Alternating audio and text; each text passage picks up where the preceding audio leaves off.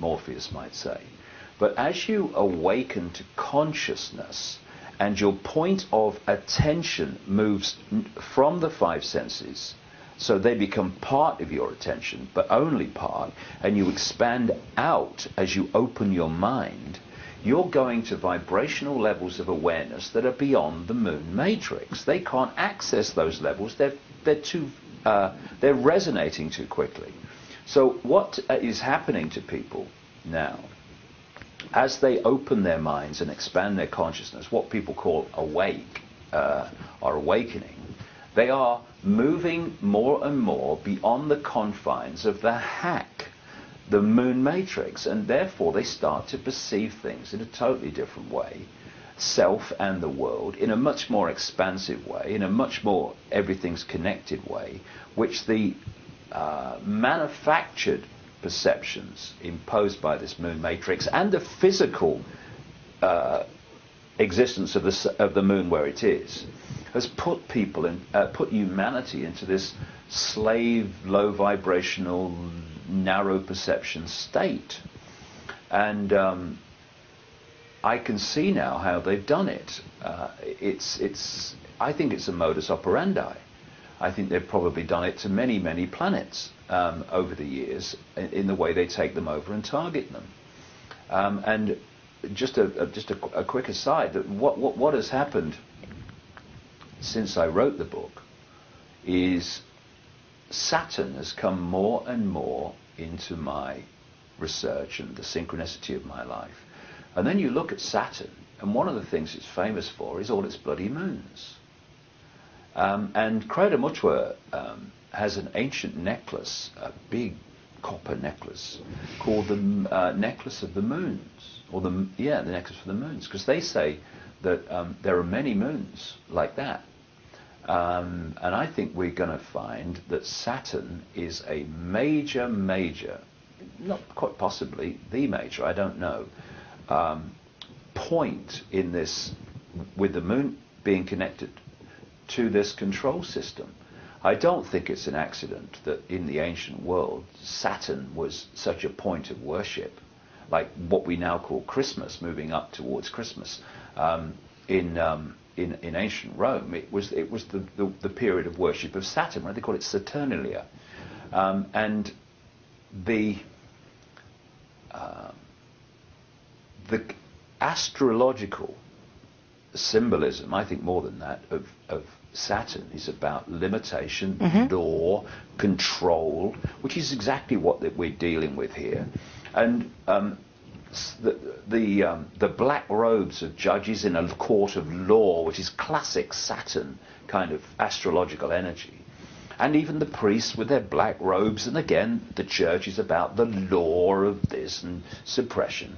And I think that we're going to find, as we move along this journey, that Saturn is massively involved in this.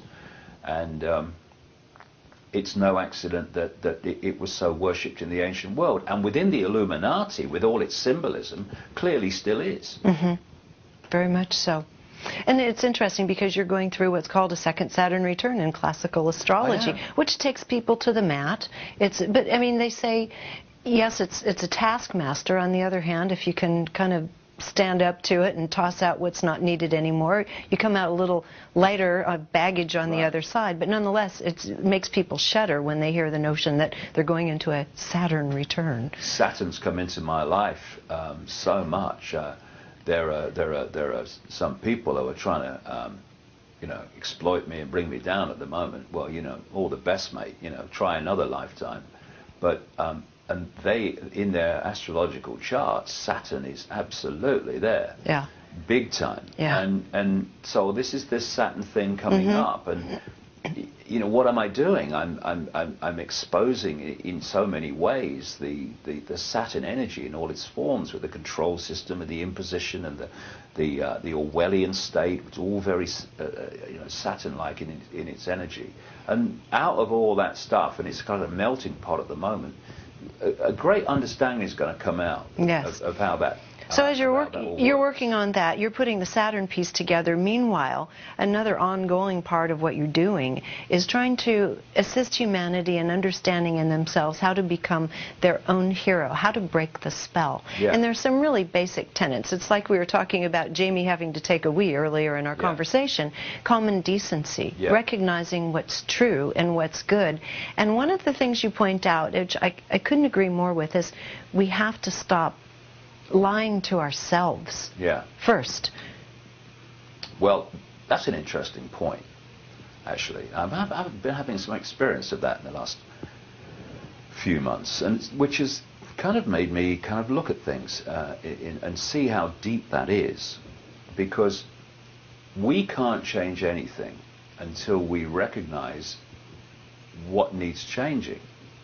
This is why people hide things from themselves through what I call wishful thinking. You wish it wasn't happening, so you try to kid yourself that it's not. Nothing you have to do about it.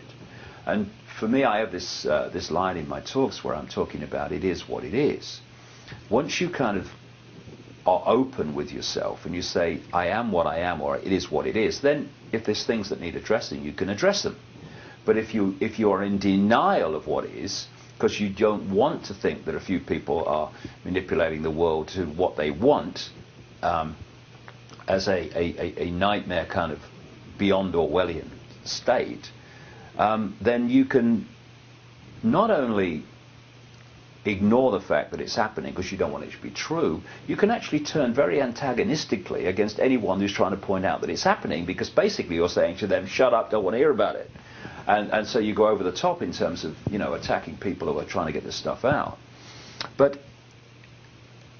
something that I've been experiencing and seeing in relation to this, I have, over the years, found that there is a ridiculous number of people in what we call the New Age or spiritual arena, in the conspiracy arena too,